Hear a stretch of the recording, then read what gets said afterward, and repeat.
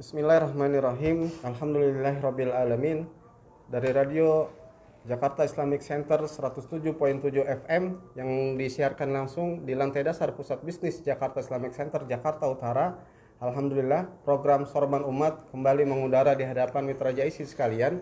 Bismillah. Assalamualaikum warahmatullahi wabarakatuh. Waalaikumsalam warahmatullahi wabarakatuh. Innal hamdalillah nahmaduhu wa nasta'inu wa nastaghfiruh wa na'udzu billahi min syururi anfusina wa min sayyiati a'malina may yahdihillahu fala mudhillalah wa may yudlil fala hadiyalah. Amma ba'd. Mitra Jaisi di mana saja antum berada, semoga selalu dirahmati Allah Subhanahu wa taala. Tentunya di hari Jumat yang penuh berkah ini kita selalu memanjatkan puji dan rasa syukur kita hanya kepada Allah Subhanahu wa taala. Tentunya pun di setiap harinya. Karena setiap harinya kita diberikan nikmat oleh Allah Subhanahu wa taala, itu sebagai karunia buat kita semua, tiada lain sebagai bukti kita untuk selalu beribadah dan beribadah hanya kepada Allah Subhanahu wa taala. Tentu dengan harapan semoga apa yang kita niatkan dan kita tunaikan itu selalu menjadi amal ibadah deposito kita di yaumil akhir kelak. Mitra Jaisi sekalian, tentunya selawat dan salam selalu kita haturkan kepada baginda alam Rasulullah Sallallahu Alaihi Wasallam, keluarganya maupun sahabatnya, dan semoga kepada umatnya kita semua hingga akhir kelak. Dan tentunya semoga kita semua dalam keadaan sehat walafiat, ya. Dan terutama yang sekarang ini kita butuhkan adalah sehat jasadiah kita, Ustaz. Betul. Tentunya juga keimanan kita, apalagi pola pikir kita, pikiran kita. Karena kita sekarang akan membahas tentang pola pikir kita, pola pikir manusia. Dan alhamdulillah kalau urusan manusia kaitan dengan pikiran, kita mengundang Ustadz Ustadz Jawaruddin ini, ya. Al-Mukarram Jawaruddin. Dia sekarang beraktivitas sebagai kepala sekolah di sebuah sekolah, ya. Dan aktivitasnya terutama dakwahnya, ya, luar biasa, ya. Maka tentu dia akan memberikan pencerahan, penguatan kepada kita dalam obrolan Jumat ini, dalam obrolan sorban ini kaitan dengan pola pikir. Karena kita selalu berpikir, nah ternyata benar nggak kita berpikir? Apakah itu benar, apakah itu tidak? Maka akan diulas, disampaikan oleh guru kita Al-Mukarram Ustadz Jawaruddin, sarjana agama. Maka mitra Jaisi sekalian, bismillah, untuk itu langsung saja kita serahkan kepada guru kita Al-Mukarram Ustadz Jawaruddin. Namun sebelumnya gimana kabarnya Ustadz? Alhamdulillah, berkat doa semuanya. Sehat semua Ustadz ya? Alhamdulillah. Murid-muridnya sehat? Murid-murid alhamdulillah sehat. Guru-gurunya terutama Ustadz? Guru-guru, ya alhamdulillah. Walaupun yang sekarang jadi guru itu kebanyakan orang tua. Betul. Sudah beralih. Ya. Masya Allah. Ya. Alhamdulillah. Maka silakan langsung aja Ustadz, bagaimana memberikan pencerahan kepada kita tentang pola pikir manusia. Tafadhol. Ya, baik. Assalamualaikum warahmatullahi wabarakatuh. Waalaikumsalam warahmatullahi wabarakatuh. Alhamdulillah alladzi 'allama bil qalam 'allamal insana ma lam ya'lam. Asyhadu an la ilaha illallah wahdahu la syarikalah wa asyhadu anna Muhammadan 'abduhu wa rasuluhu alladzi la nabiyya ba'dah. Allahumma salli ala nabiyyina Muhammadin wa ala alihi wa sahbihi wa man tabi'ahum bi ihsanin ila yaumiddin. Faqala Allah Ta'ala fi kitabihil karim wa huwa asdaqul qailin. A'udzu billahi minasyaitonir rajim. Bismillahirrahmanirrahim. Ya ayyuhan nasu ubudu rabbakumul ladzi khalaqakum wal ladzina min qablikum la'allakum tattaqun. Tsumma qala Allah Ta'ala fi ayatil ukhra al-haqqu mir rabbik fala takunanna minal mumtarin. Wa qala Rasulullah sallallahu alaihi wasallam ittaqillaha haitsu ma kunta wa atbi sayyi'atal hasanata tamhuha wa khaliqin nas bi khuluqin hasanin. Shadaqallahul azim wa sadaqa rasuluhun nabiyul karim. Alhamdulillahirabbil alamin. Mitra Jaisi yang dirahmati oleh Allah Subhanahu wa taala di mana saja Anda berada, bil khusus kepada ahinal kiram Ustadz Hasan Nasir yang selalu ceria, ya, selalu tampil fresh, ya, alhamdulillah. Tentu saya pribadi mendoakan mudah-mudahan beliau senantiasa sehat. Amin, selalu ya sehingga senantiasa mampu memberikan atau mengantarkan kita kepada pencerahan-pencerahan di hari Jumat, ya, setiap hari Jumat ya Ustaz. Insyaallah. Alhamdulillah. Mitra JC yang dirahmati Allah Subhanahu wa taala, izinkan pertama mungkin seperti sudah selayaknya bahwa setiap aktivitas yang kita lakukan sekecil apapun itu tentu tidak terlepas dari karunia dan limpahan nikmat oleh Allah Subhanahu wa taala. Karena itu patutlah kita bersyukur dan bersyukur ya bahwa di kesempatan kali ini kita tetap bisa mengudara ya. Alhamdulillah. Tentu atas berkah, atas limpahan karunia dan rahmat Allah Subhanahu wa taala. Semoga dengan senantiasa kita bersyukur Allah berkenan menambahkan nikmatnya kepada kita semua insyaallah. Selawat teriring salam tentu juga senantiasa kita limpah curahkan ke haribaan junjungan kita, uswah dan qudwatuna kita, baginda Nabi Allah Muhammad sallallahu alaihi wasallam yang telah membawa pencerahan luar biasa kepada kita, kepada dunia dan seluruh isinya tentunya. Mudah-mudahan kita tetap konsisten dan istiqomah tentu di dalam menapaktilasi perjalanannya menegakkan dinullah ya sampai akhir hayat kita. Amin ya Rabbal. Karena hanya dengan cara itulah saya kira kita bisa memperoleh syafaatnya di yaumil akhir nanti. Mitra JC yang dirahmati Allah Subhanahu wa taala, baik. Kesempatan Jumat kali ini luar biasa nih Pak Ustadz Hasan Nasir menemukan tema. Saya kira ini tema yang cukup berat, tapi itu cukup penting ya. Karena ini menjadi landasan ya. Menjadi proses awal manusia beraktivitas, yaitu pola pikir. Ya.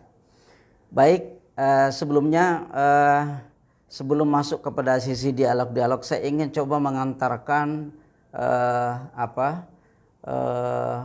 dialog kita Jumat kali ini dengan coba memahami beberapa istilah-istilah yang memang berkaitan dengan itu. Yang pertama itu tentang pola pikir. Tentu kita bertanya, apa sih itu pola pikir? Ya, kalau saya buka-buka dalam Kamus Besar Bahasa Indonesia, di sana ringkasnya pola pikir adalah karakter berpikir. Ya. Kalau kita definisikan lebih jauh mungkin ya, jadi pola pikir itu adalah proses dan cara atau metode seseorang dalam berpikir atau sistem yang mengikat dirinya di dalam berpikir. Itu secara narasinya mungkin begitu ya, definisi tentang pola pikir ya. Nah, yang kedua yang juga perlu kita pahami bahwa pola pikir itu tentu akan sangat ditentukan oleh background ya, latar belakang seseorang ya, sehingga melahirkan cara berpikir. Maka kemudian dalam pendekatan agama kita membagi pola pikir itu menjadi dua ya, sebagaimana hak dan batil ya. Bahwa ada pola pikir yang bersumber dari nilai-nilai Islam, ya nilai-nilai din, ya, dan itulah yang kita sebut dengan pola pikir Islami, ya. Nah tentu ada lawannya, ya. Lawan dari pola pikir Islami tentu adalah pola pikir syirik, pola pikir jahiliyah, ya. Nah ini yang coba mungkin nanti bisa kita kembangkan. Ya, apa itu pola pikir Islami, bagaimana wujudnya dan lain sebagainya. Begitu pula sebaliknya tentang pola pikir jahiliyah. Nah, kemudian yang ketiga, istilah jahiliyah ini juga mungkin perlu juga kita dudukkan dulu, bahwa ketika kita membahas tentang jahiliyah, ya, maka tentu harus dipahami dari sisi definisi ya, sehingga kita tidak terjebak kepada pemahaman yang keliru. Karena konteks jahiliyah biasanya orientasi kita kepada masa lalu ya, orientasi kita kepada setting sejarah yang terjadi pasca atau pra Rasulullah Shallallahu Alaihi Wasallam diangkat menjadi Rasul ya. Bahwa jahiliyah itu jahil itu orangnya ya, ya pelakunya. Nah kemudian ada tambah kalimat ya dan tak itu menunjukkan sifat. Jadi segala bentuk, segala perilaku yang yang buruk ya, dari baik itu cara berpikir, bertindak dan lain sebagainya, maka itu disebut jahiliyah. Ya, jadi itu lebih kepada karakter, kepada sifat, dan itu bisa berada di ranah mana saja, termasuk di ranah berpikir. Ya, itu mungkin hal yang perlu saya sampaikan di awal, sehingga kita memiliki cara pandang yang sama terhadap pola pikir ini. Mungkin sekedar itu dulu yang bisa saya sampaikan di awal. Nanti insya Allah kita kembangkan dalam bentuk dialog ya Ustaz ya. Siap. Demikian. Ya, baik Mitra Jaisi sekalian. Jelas bahwa ternyata pola pikir dalam pandangan Islam itu terbagi menjadi dua, Ustaz ya. Sebagaimana jalan ini ada jalan kebaikan, ada jalan keburukan. Ya. Nah, tentunya timbul pertanyaan Ustaz. Oke. Ya. Nah, maka saat kita bicara pola pikir itu bagaimana urgensinya nih Ustaz? Oh iya. Ya. Ya, urgensi itu ya utamanya gitu ya. Urgensi dari pola pikir itu apa gitu? Ya, pertama tentu juga harus kita lihat dari sudut pandang apa ini. Ya, kalau dari sudut pandang sudut pandang Islam, sudut pandang agama, tentu ini menjadi sesuatu yang sangat mendasar, fundamen. Itu yang dimaksud. Ya, fundamen. Dia sangat mendasar, sangat fundamen. Kenapa? Karena orang akan bertindak, ya dalam bahasa agama orang akan beramal, beraktivitas, tentu berdasarkan pola pikirnya. Ya, pola pikir itulah yang kemudian menghasilkan tindakan, menghasilkan amal. Karena itu sangat mendasar, sangat penting. Terkait dengan itu maka dalam beberapa ayat ya Allah senantiasa mengingatkan, mengingatkan bagaimana memaksimalkan pola pikir itu. Ya, dengan kalimat afala yatafakkarun misalnya, afala yaqilun, afala yatadabbarun dan lain sebagainya. Ini menunjukkan bahwa pola pikir atau akal itu sangat fundamen, sangat mendasar, sangat penting di dalam dalam pandangan Islam. Ya, karena tadi dia akan menghasilkan sebuah tindakan, sebuah amal. Apakah amal itu menjadi nilai positif, menjadi amal soleh, ataukah justru sebaliknya? Itu tergantung cara pandang dia, proses berpikirnya, ya. Itu ya mungkin yang kita maksud ya, yang urgensi atau pentingnya pola pikir di dalam Islam. Karena itu pola pikir harus ditata. Ya.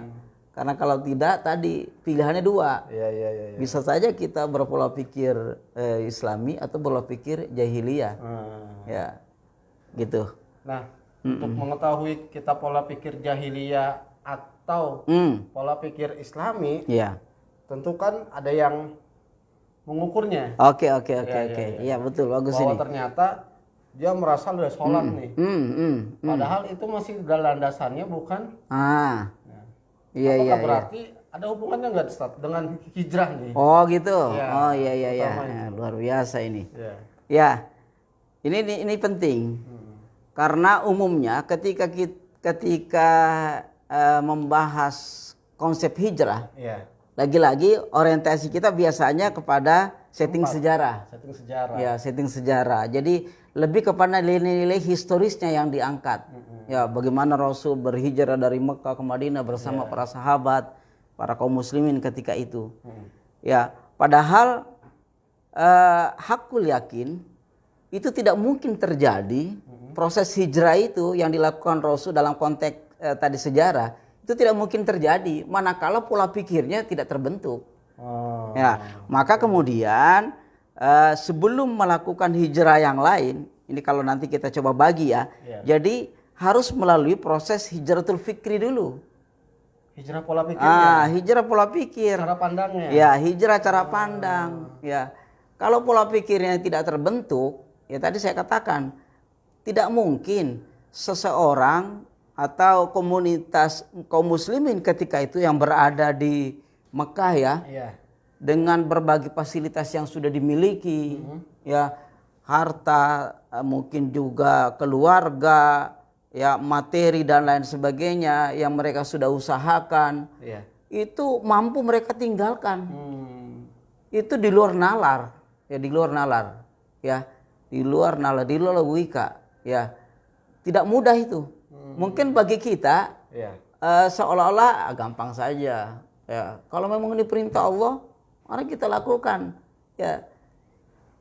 Tapi dalam kenyataannya belum tentu bisa langsung melakukan itu. Maka sangat tergantung bagaimana cara pandang dia. Apakah pola pikirnya sudah hijrah atau tidak? Kalau tidak nggak mungkin. Pasti dia akan berhitung-hitung. Untung rugi dan lain sebagainya. Ya.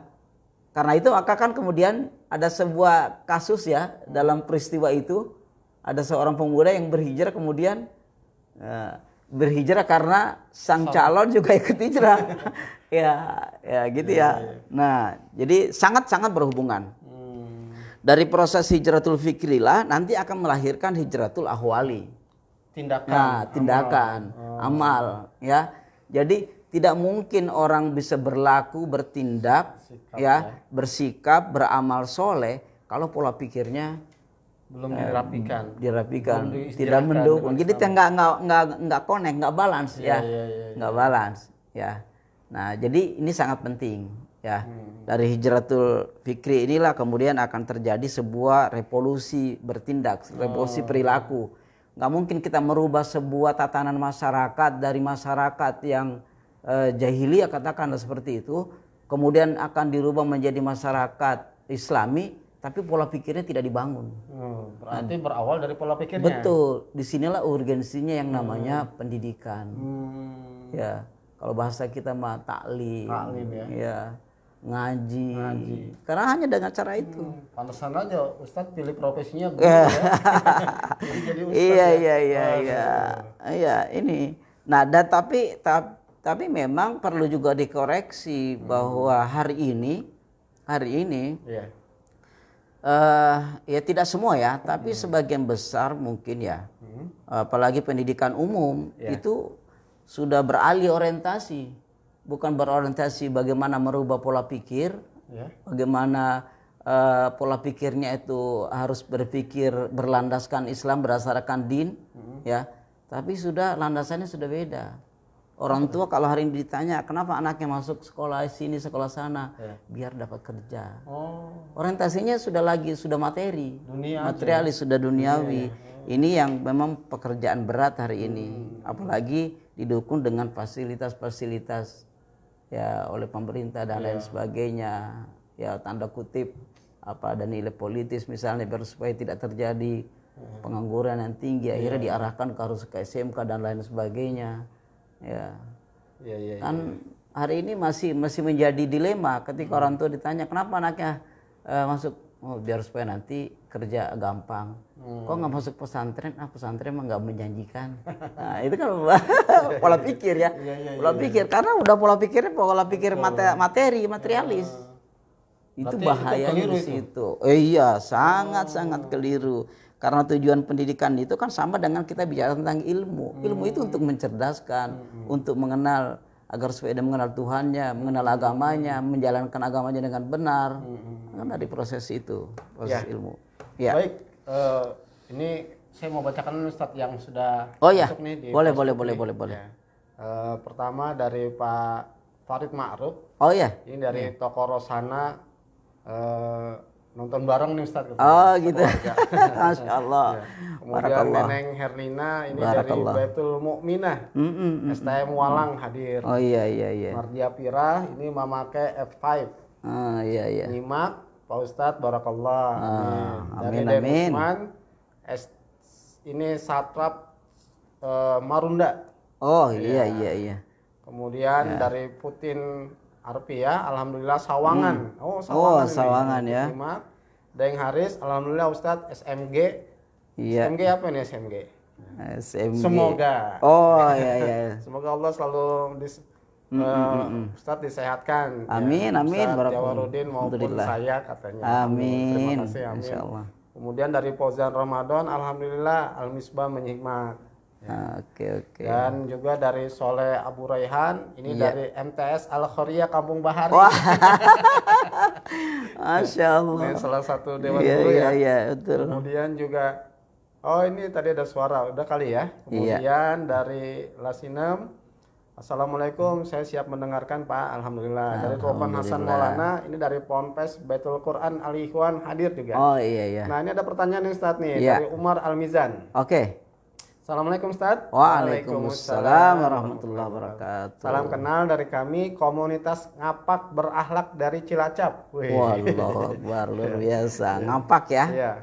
Mohon maaf mau bertanya, tadi dijelaskan bahwa pola pikir itu ada dua, pola pikir Islam dan pola pikir jahiliyah. Iya. Bagaimana kita memahami ciri-ciri kedua pola pikir tersebut, ciri-cirinya nih Ustaz. Oke, oke, oke, Dan oke. Tersebut untuk konteks kekinian. Wah, untuk konteks kekinian. Oke, oke, oke. Ya, bisa langsung dijawab Ustaz? Ya, baik. Ya. Tentu masing-masing pola pikir itu ya baik dalam ranah jahiliyah maupun ranah Islamiyah ya tentu punya ciri-ciri, punya karakteristik ya atau ada standar-standarnya lah. Nah, kita mengukurnya tentu harus berdasarkan pendekatan dari berbagai sisi. Ya. Pertama, untuk pola pikir, katakanlah pola pikir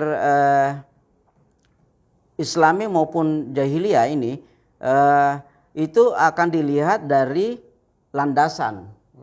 Betul. Landasan.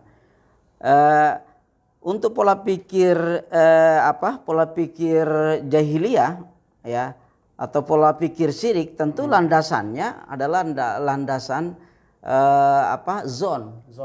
Ya, prasangka. Ya. Menduga-duga ya, menduga-duga. Itu cirinya. Ya. Jadi dia bukan pola pikirnya itu tidak melalui sebuah metodologi ilmiah. Ya, dia cuma mengikuti saja, prasangkanya saja. Karena itu dia bisa bersumber dari berbagai macam sumber ya. Bisa dari tradisi, bisa berasal dari budaya, ya. Bisa juga kebiasaan-kebiasaan. Ya, landasannya itu, ya. Dalam kan banyak ada misalnya gini ya. Misalnya di dalam Quran surat ya, nanti saya coba bacakan, saya cari dulu nih Ustaz ya biar supaya pas ini. Betul. Ya. Silakan. Nah. Oke. Ya, ini prasangka. Nah, sebagaimana yang kita lihat misalnya ketika terjadi dialog antara Nabiullah Ibrahim ya dengan ayahnya ya. Azhar ya. Ini kan menggambarkan pola pikir ya. Dalam Quran surat 6 ayat 74 sampai 75 itu ya saya bacakan ayatnya nih.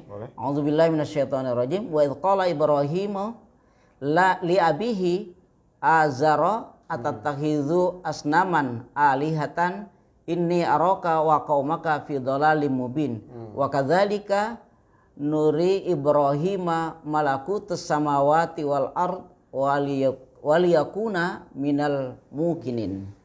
Ya, maknanya dan ingatlah di waktu Ibrahim berkata kepada bapaknya Azar, pantaskah kamu menjadikan berhala-berhala sebagai Tuhan-Tuhan? Ya, sesungguhnya aku melihat kamu dan kaummu dalam kesesatan yang nyata. Ya, ini kan menggambarkan sebuah prasangka, sebuah zon bahwa dia menyangka dengan menyembah berhala-berhala itu, ya, dia akan sampai kepada hakikat penyembahan yang sebenarnya. Karena itu kan media sebenarnya, mediasi ya. Nah, itu kan prasangka, ya. Di ayat selanjutnya, dan demikianlah kami perlihatkan kepada Ibrahim tanda-tanda keagungan kami terdapat di langit dan di bumi, dan kami memperlihatkannya agar dia termasuk orang yang yakin. Jadi di satu sisi ayahnya itu berangkat dari zon, dari prasangka, di sisi lain justru Allah mengajarkan kepada Ibrahim bagaimana sampai kepada al-haq, kepada keyakinan yang sebenarnya. Ya. Jadi bukan duga-duga, bukan kira-kira. Nah, ini praktek yang terjadi dalam masyarakat di dalam sebagian besar kaum muslimin Iya. pola penerimaan terhadap transformasi nilai-nilai Islam kan banyak diterima begitu. Yang istilah dalam agama kita sebut dengan istilah taklid. Ya sekedar mengikut. Iya. Ya sekedar mengikut. Ya, dan pola itulah yang berkembang di dalam masyarakat, dalam kaum muslimin pada umumnya. Sehingga di dalam beragama itu lebih kepada ikut-ikutan aja. Ya. Mengekor aja. Mengekor aja. Kan jarang sekali kita bisa. Kenapa kita harus sholat? Seorang anak mungkin jarang bertanya. Iya. Ya. Kecuali Bimbo ya. Iya. Bimbo. Itu lagunya. Dia ada lagunya. Itu kan jarang sekali. Misalnya dia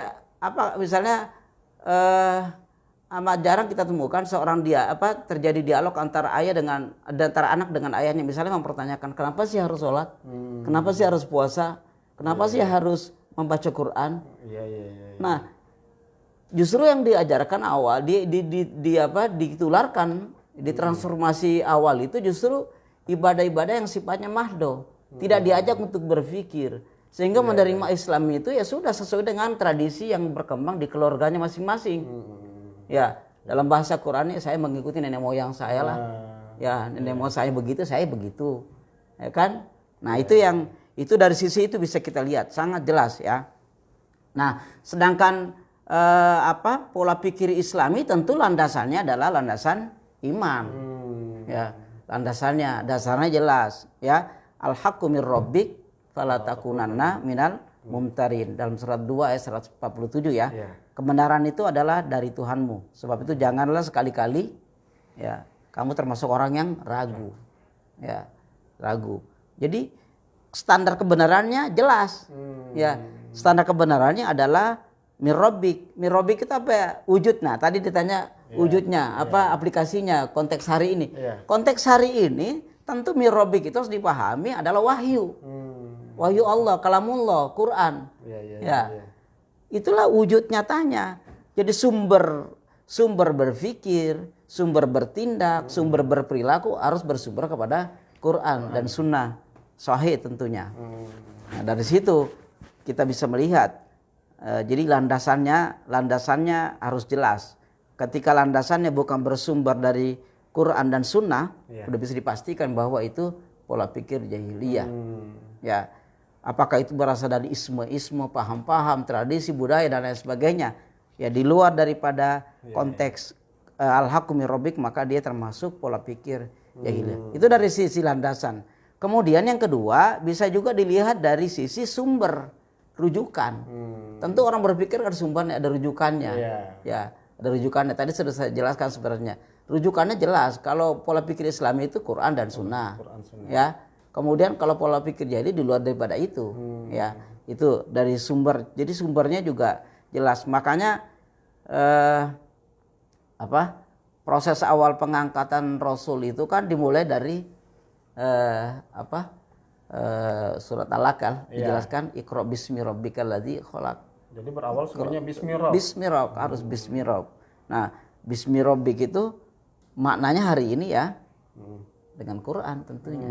Ya, dengan Quran. Nah, yang berikutnya yang juga bisa menjadi standar, menjadi ukuran apakah itu pola pikir Islami atau pola pikir jahiliyah, tentu bisa dilihat dari selain dari tadi dari landasan ya, kemudian dari dari sumber ya atau rujukannya. Nah, tentu yang ketiga adalah tujuannya. Iya. Ya, tujuannya tentu kalau pola pikir jahiliyah nggak ada lagi materialisme. Ya, materi duniawi. Ya, duniawi. Ya. Kalau pola pikir Islami tentu orientasinya tujuannya adalah akhirat. Ya. Kan membawa ranah berpikir bahwa dunia ini hanya sementara. Dunia ini hanya numpang lewat, dunia ini hanya terminal, akan ditinggal. Itu saja kan susah itu. Susah dalam artian praktek ya. Kalau teori mungkin kita manut-manut semua. Manut-manut ketika khotib misalnya menyampaikan apa dunia ini hanya sementara, dunia ini fata morgana, dunia ini permainan. Kita seperti anak-anak yang bermain-main, setelah itu ditinggalkan. Ada lagi istilah lain, dunia ini pulang kampung itu yang sejatinya di akhirat. Betul. Di dunia ini mah bukan pulang kampung yang sejati. Nah, tapi itu kan secara tataran teori, prakteknya belum tentu.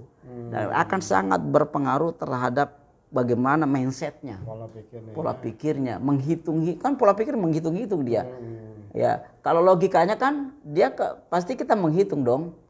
Dunia umur paling 63 ya, 60, 63, 60 ya 60 70-an lah.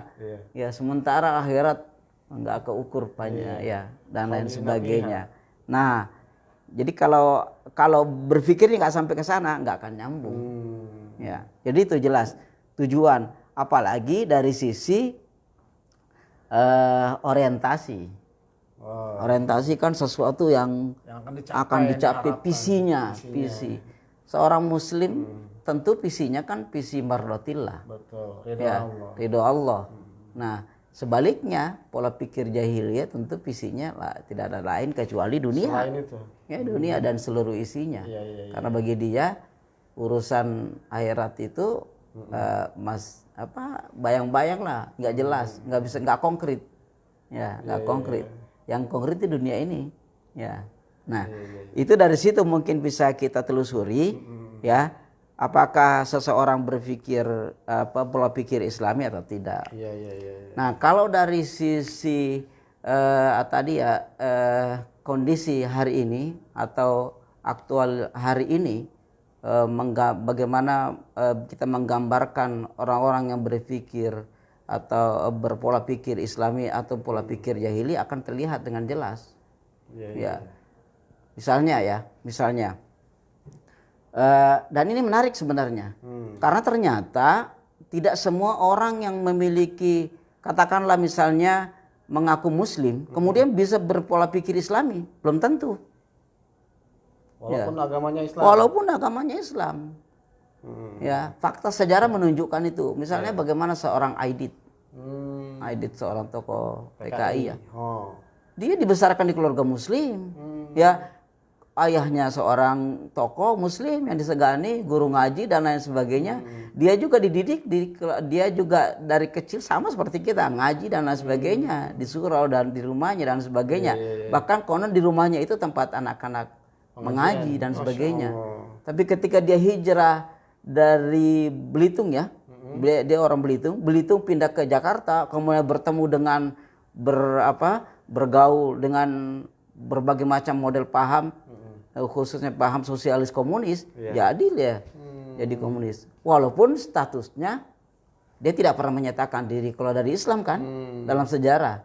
Tidak ada beritanya bahwa Aidit itu murtad. Tapi prakteknya, pola pikirnya, tindakannya justru merugikan bahkan mengancam keberadaan Islam. Sama dengan Tan Malaka. Siapa yang tidak kenal Tan Malaka? Ya, sama dia juga dari keluarga Muslim, keluarga kiai, ya, disegani. Tapi pola pikirnya sosialis komunis. Nah, jadi ini jangan sampai kita terkecoh. Betul. Kan berapa banyak hari ini muncul tokoh-tokoh yang backgroundnya tokoh Muslim, tapi keberpihakannya kepada Islam sangat kecil.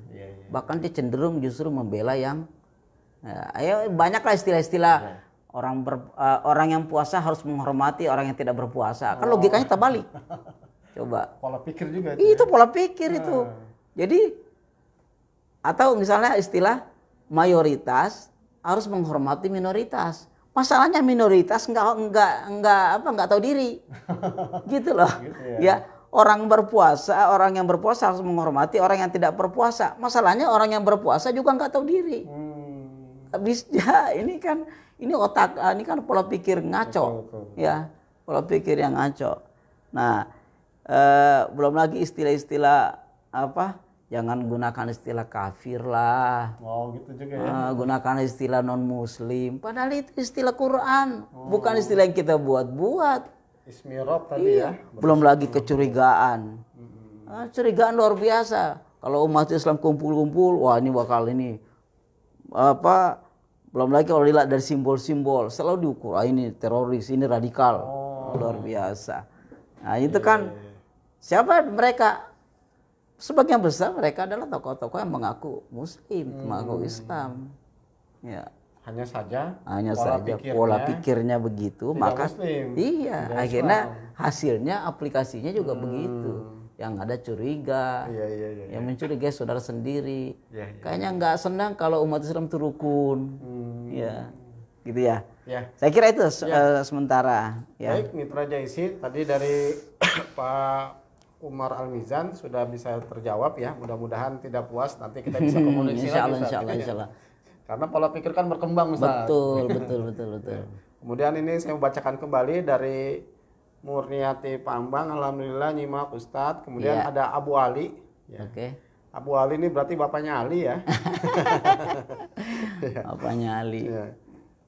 Ini dari Tangsel. Oh iya, Tangerang Selatan ya. Oh, iya. Dan komunitas pedagang duren. Waduh. Boleh tuh durennya. Ya. Jadi menyimak apa yang disampaikan oleh pakar ekonomi. Pakar ekonomi. Ya. Ustadz Jawaruddin, semoga usaha duren kami nih ya semakin jaya. Ini sambil iklan ya? Iya. Masya Allah. Ya, pola pikir juga kan Ustadz? Betul. Ya.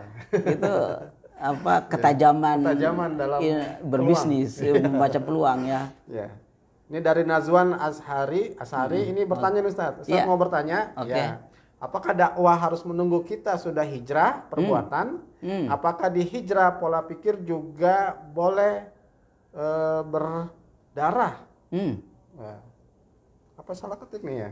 Berdarah, apa itu? Ya, pertama ini dulu. Apakah dakwah harus menunggu kita sudah hijrah perbuatan? Artinya kita benar dulu baru dakwah gitu. Iya.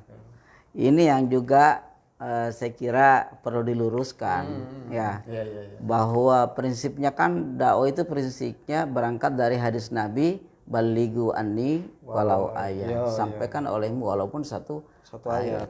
Satu ayat itu kan menggambarkan bukan berarti harus utuh sekian ribu ayat, sekian ribu hadis, kemudian baru kita berdakwah.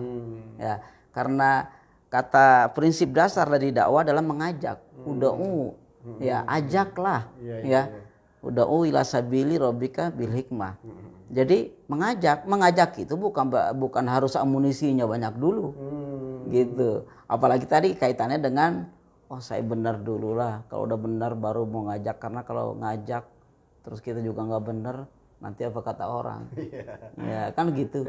Kalau itu yang jadi landasan, maka Nabi Nuh tidak berdakwah karena keluarganya begitu. Nabi Ibrahim juga demikian. Ya. Jadi keliru ya, bahwa dakwah, kewajiban berdakwah di satu sisi itu menjadi fardu bagi setiap muslim ya, setiap mukmin, bagaimana dia menyelamatkan saudara-saudaranya ya.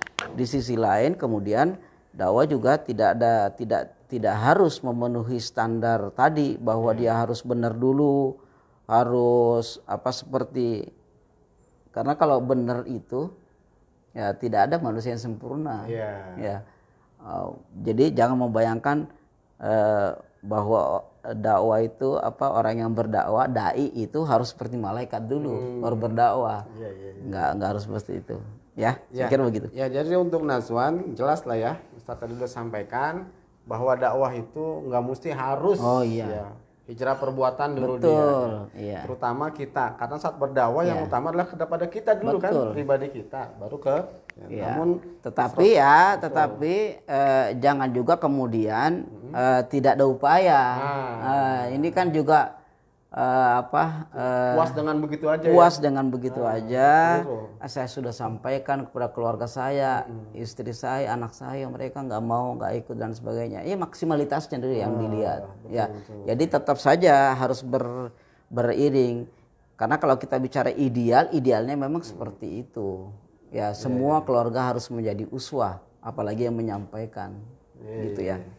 Nah, kemudian ini Ustadz dari Rohima Ime. Assalamualaikum Pak Ustadz. Waalaikumsalam Mau tanya dong warahmatullahi Us, mau tanya dong Tat, Tat Iya. ini. Iya. Gimana caranya memilih pesantren yang baik untuk anak? Wah. Berarti kan dengan pola pendidikan Iya. pikir ini dari sejak Ini dini. pas Iya, ini. Iya. Iya. Jadi kriteria pendidikan ya yang cocok untuk anak. Iya. Ya. Tentu harus dimulai tadi ya dari pendekatan-pendekatan yang saya sampaikan. Pertama lihat landasannya. Landasan bangunan pendidikan itu apa? Orientasinya, tujuannya apa? Ya. Karena tadi hari ini banyak pendidikan yang sudah salah kaprah, salah jalan. Orientasinya bukan membangun manusia seutuhnya dalam artian mengenal Tuhannya sampai yang lain-lain, tapi justru materi demi materi. Jadi udah bergeser. Nah, jadi pastikan bahwa pendidikan yang kita pilih, pesantren yang kita pilih punya landasan yang jelas, ya, bahwa itu dibangun dengan kepentingan dalam rangka tadi ya memanusiakan manusia, mengenalkan menjadikan Islam menjadi orang Muslim ya, yang taat dan lain sebagainya, ya. Jadi jelas landasannya itu, Quran dan Sunnah dan udah pasti, ya. Karena jangan sampai juga kemudian salah memasukkan, kemudian anak pulang justru melakukan pertentangan dengan kedua orang tuanya. Ada model begitu. Jadi dia nggak ngerti ini pesantren arahnya kemana. Pulang dari pesantren anaknya justru bertentangan dengan orang tuanya. Dari aspek-aspek yang sesungguhnya bukan fundamen. Misalnya dari aspek ubudiyah. Ya, ketika dia merasa beda antara yang diajarkan gurunya di pesantren dengan orang tuanya, terjadi gap. Padahal tidak prinsip. Bukan prinsip. Kenapa? Karena tidak semua pesantren itu menyampaikan Islam secara sumulia. Artinya dia ada pesantren-pesantren yang memang afiliasinya jelas, ya. Dia tidak mau keluar dari situ, ya. Dari sisi mazhab misalnya, dia hanya menggunakan satu mazhab. Gitu. Akhirnya pola pikirnya terbentuk itu saja. Jadi dia tidak melihat Islam secara luas. Nah, pulang dari santri, akhirnya debat sama orang tua. Masih syukur kalau nggak mengkafir-kafirkan, ini kan bahaya. Jadi pilihlah pesantren yang memang jelas landasannya, kemudian sumulia dalam menyampaikan keislaman, ya, tidak berafiliasi kepada mazhab tertentu, ya. Walaupun dalam praktek ibadah boleh, harus memang biar jelas rujukannya, tetapi harus dikenalkan sehingga wawasannya luas.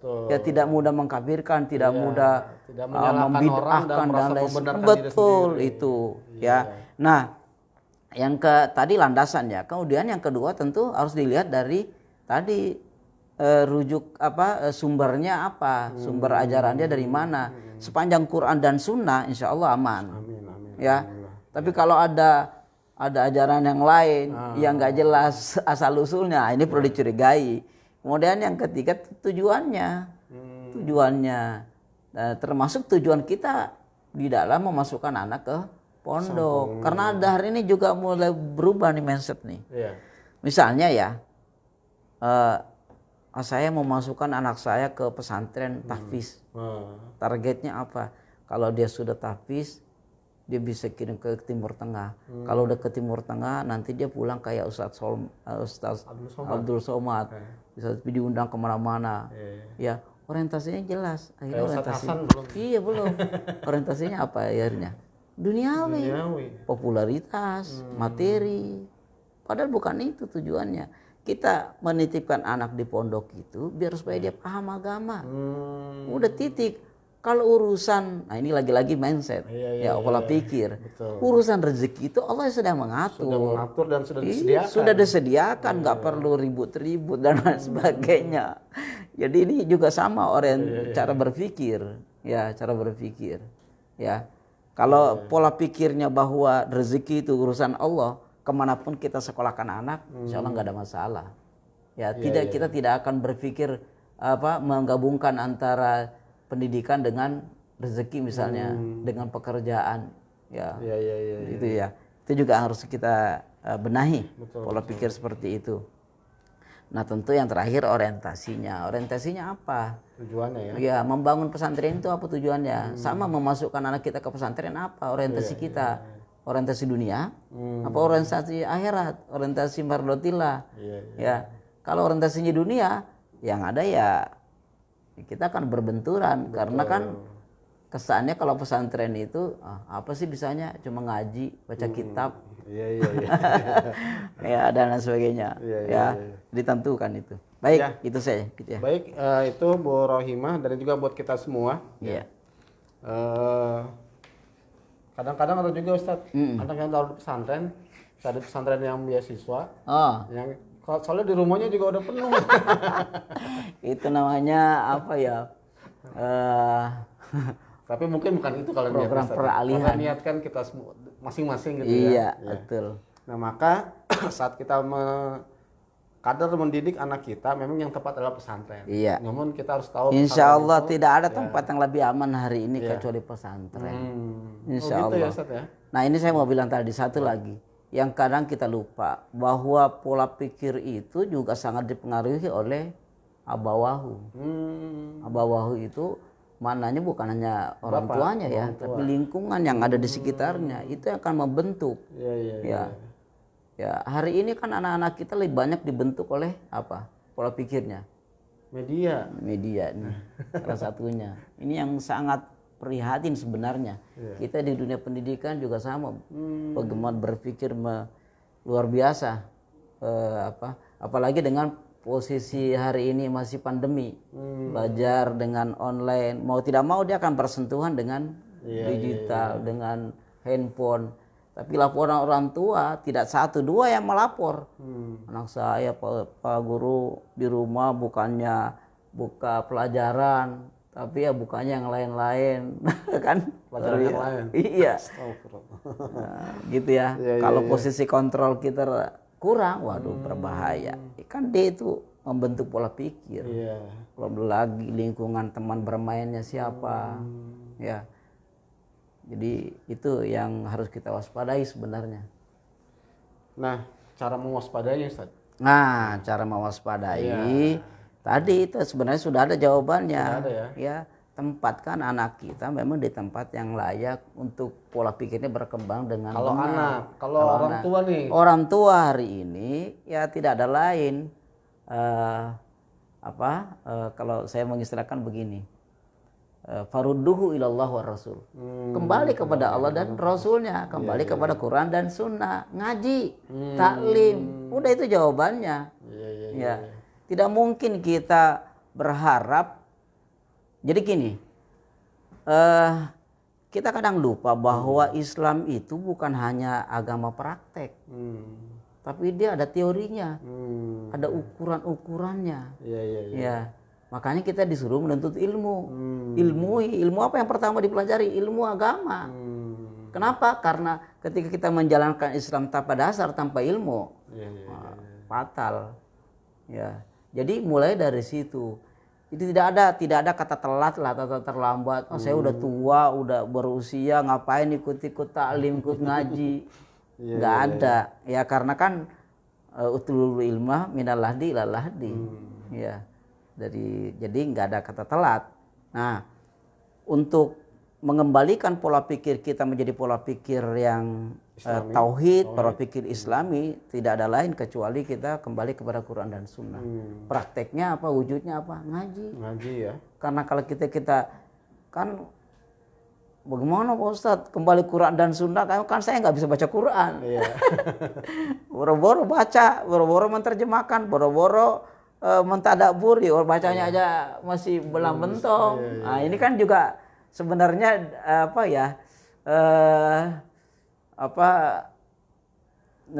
sesuatu yang jadi dilema ya. Makanya ya mau tidak mau hilangkan rasa malu ya, bahwa agama kita butuh terhadap agama ini. Kita butuh untuk mempraktekkan agama ini dengan benar, bukan sekedar ikut-ikutan. Betul. Ya. Nah, untuk merubah itu tidak ada lain kecuali dengan ilmu. Taklim. Ya. Insya Allah dengan cara itu ya kita akan dengan sendirinya kita akan pola pikir kita akan digiring.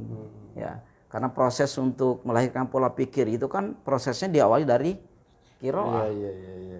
Membaca. Membaca ya. Ya, membaca dalam artian luas ya, bukan membaca dalam artian sempit. Dari proses membaca melahirkan tafakur. Kita bisa ya, nggak mungkin orang mau berpikir dengan normal kalau dia tidak diawali dari melihat situasi, membaca situasi. Dari proses tafakur nanti akan melahirkan proses tadabur. Tadabur melahirkan proses apa? Tadabur, tanzurun, nah, sampai kepada tasyakur. Ya, gitu tahapan-tahapan yang harus dia lalui. Kayaknya ada tema sendiri nih tentang tahapan-tahapan itu. Insya Allah. Jadi benar-benar kita sesuai dengan apa yang diharapkan oleh Islam dalam bagaimana memproses pola pikir yang benar-benar Islami. Betul. Sehingga hasilnya, prakteknya, aplikasinya itu sesuai. Jadi jangan sampai apa antara teori dengan praktek nggak nyambung. Kenapa? Karena tadi tidak paham, tidak ngerti, tidak ada ilmunya. Berarti wajar saja kalau Rasulullah saat awal itu membentuk pengajian di rumahnya Arqam. Betul. Kan itu tadi dari situlah kemudian Rasul membentuk pola pikir sahabat sehingga dia bisa Islam mandate. Betul. Yakin, hakul yakin bahwa apapun yang datangnya dari Rasul pasti benar. Nah, kalau kita kan belum tentu begitu. Tapi kadang udah ngaji lama Ustaz. Ikut pengajian lama tapi alaknya begitu. Duh, ini ya salah yang di mana? Yang pasti itu cuma 2 pasal. Ya. Pasal pertama Ustadz pasti benar. Gitu. Ya standar ini ya. Oke. Nah, saya kira begitu. Sebelum kita lanjut kembali nih, kita udah mau jam 11. Iya. Karena kita sampai jam 11. Iya. Ini ada juga dari Sob Olga.